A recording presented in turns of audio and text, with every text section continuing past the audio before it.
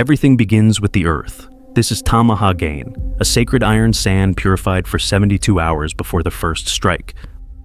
Only the scarred hands of a master can feel the soul of the metal. Every piece is selected by touch, not by sight.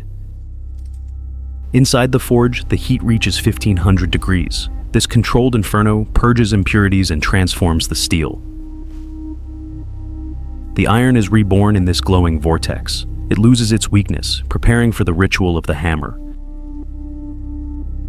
Glowing steel meets water. An explosion of steam locks the initial strength within the structure before the shaping begins.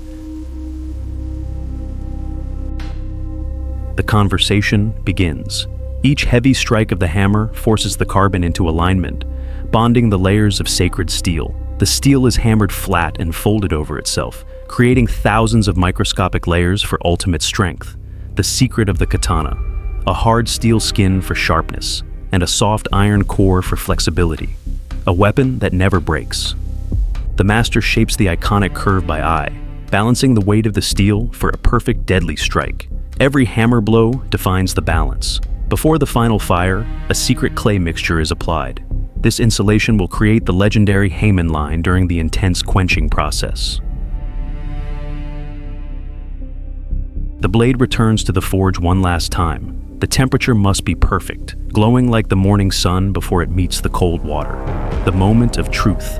The red-hot blade is plunged into water.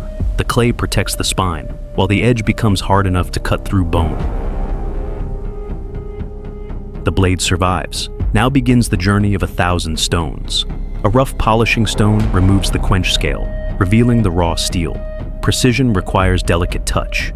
Tiny finger stones are used to polish the Haman, the legendary tempering line created by the clay shield. Days turn into weeks. Finer stones are applied, transforming the surface into a flawless mirror reflecting the soul of the maker. The final act. The kisaki, the deadly tip, is sharpened to a molecular edge where a single hair can be split in midair. The blade is now complete. The master carves his name into the tang, a sacred signature that binds his soul to the steel forever. A golden collar, the habaki, is fitted to the base. This handcrafted wedge ensures the blade sits perfectly inside its scabbard. Raw silk and ray skin are woven around the handle. This intricate wrap provides the warrior with a grip that will never slip in battle. The tsuba guard is set. A wooden peg, the mekugi, locks everything together. The katana is no longer just steel, it is a living legend.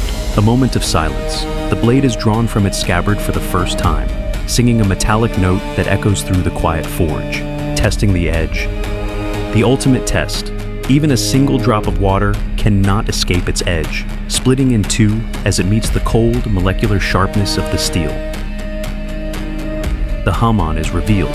This cloudy wave-like pattern is the signature of the fire, a visual record of the blade's birth in the water, born in fire, tempered in water, and polished to perfection. The Japanese sword remains a symbol of honor, a masterpiece of human spirit.